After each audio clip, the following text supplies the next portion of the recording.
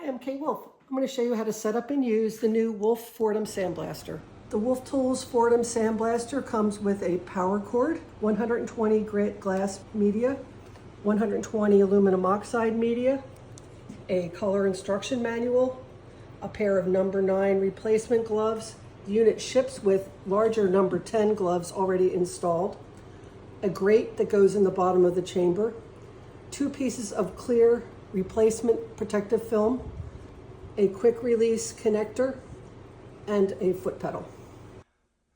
The power button turns on the LED light strip inside the chamber and turns on the fan that powers the air filtration system, the foot pedal, and allows you to use the clean button to clean out the air filter.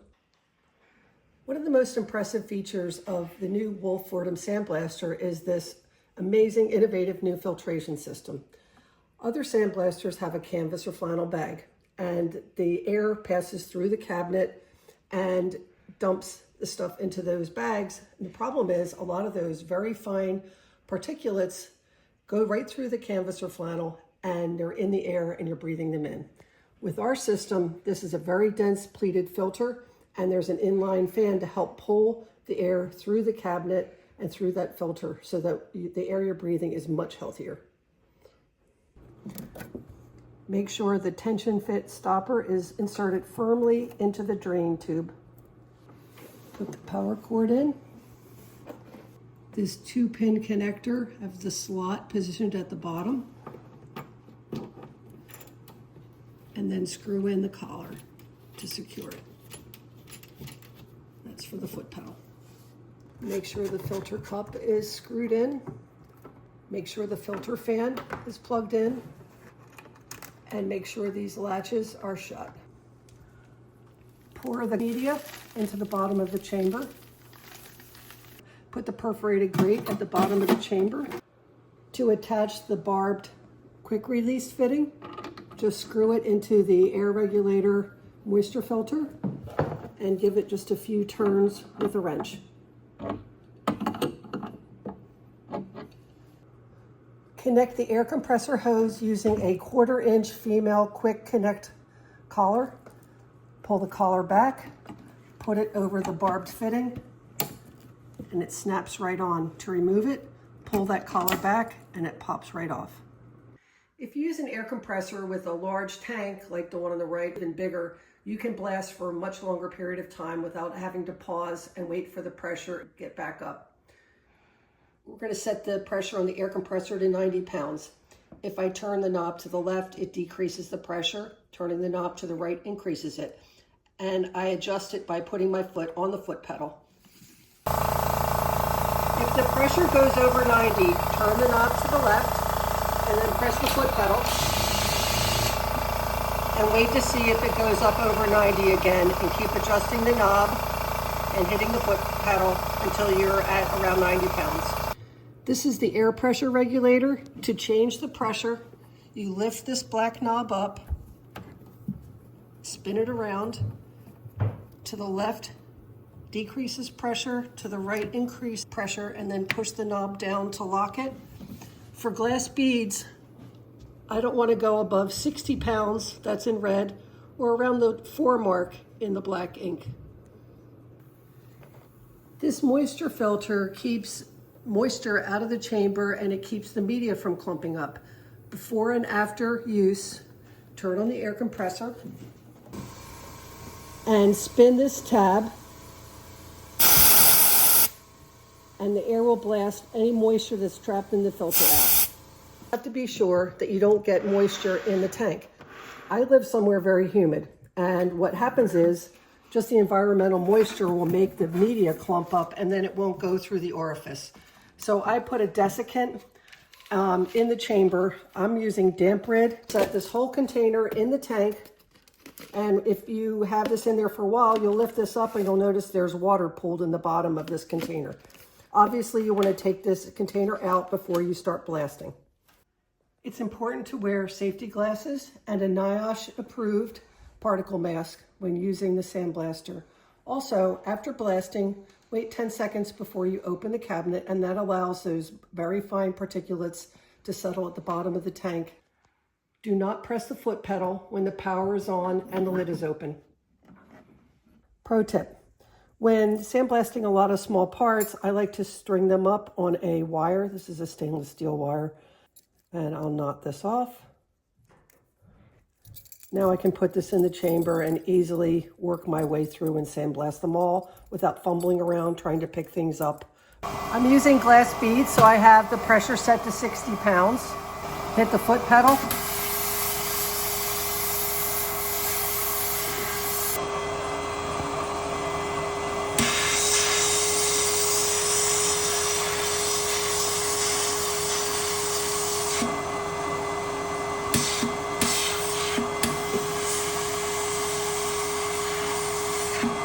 You're done blasting, turn off the power, and wait 10 seconds before opening up the cabinet to allow the particulates to settle. Here's the before and after using 120 grit glass beads. At least once a week, or if you notice that the air filter is getting clogged, if the gloves are not inflated, you need to clean the air filter. So to do that, you turn the power on and hit the clean button.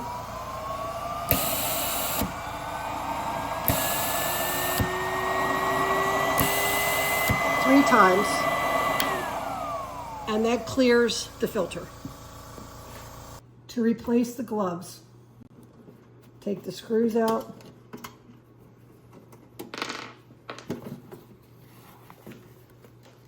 There's a ring that attaches the glove to the collar. Use a flathead screwdriver to take the ring off. Take the glove off.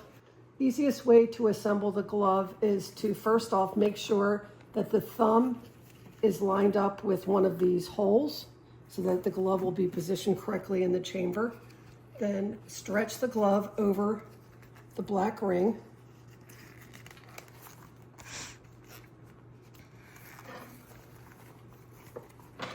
Then get the steel ring, slide it down,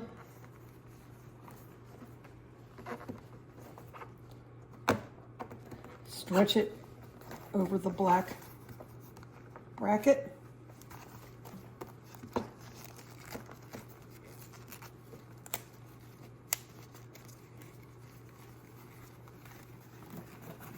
Make sure you have the thumb lined up. That hole right there.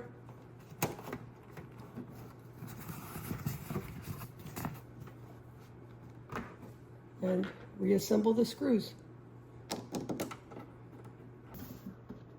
And tighten all the screws. To replace the clear protective film, take the screws out, lift up the lid, take the plastic off, remove the protective film,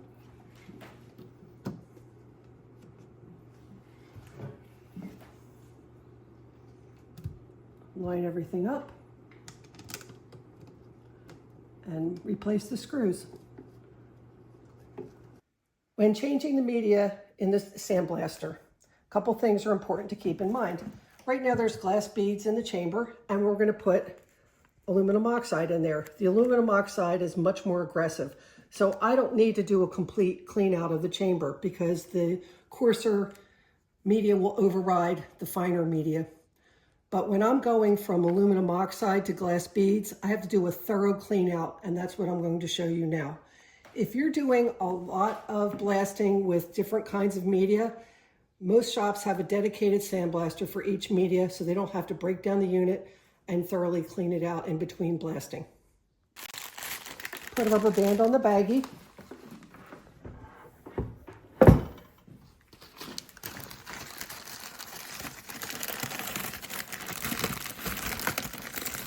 And attach it to the drain tube.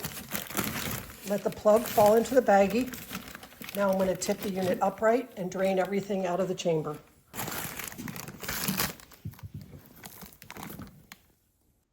Put the plug back in place, and now I'm going to power up the sandblaster and blast a little bit to make sure anything that's in the nozzle empties out.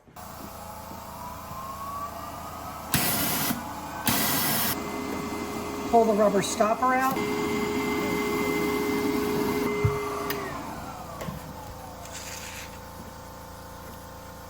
We're going to repeat the steps as many times as it takes until we get as much abrasive material as we can out of the unit. We're going to vacuum out every nook and cranny of this, including around the gloves and in the nozzle.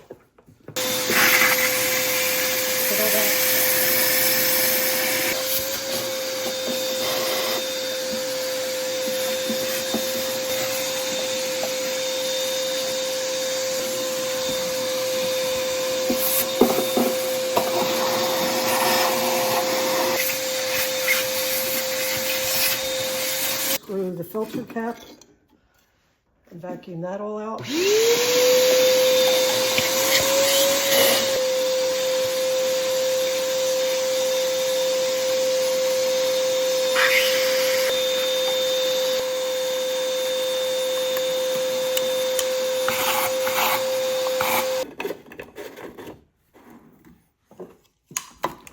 This helps you understand why when shops are running the coarser and softer abrasives and changing them often, they have a dedicated unit for each media. I'm going to shut this lid and power this up one more time and see if anything else comes out of that nozzle. Blast it again.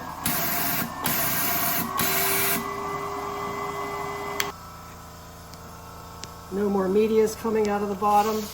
And now it's time to wipe down the tank and everything with a soft, dry cloth. One little speck of coarser abrasive can cause problems when you're running the glass beads.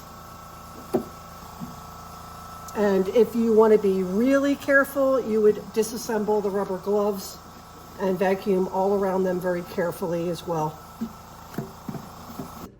In time, the ceramic orifice will become worn out and the hole will get bigger. When it's ready to replace it, just push from the inside and push the new ceramic nozzle into the rubber stopper and push that back into the plastic tube.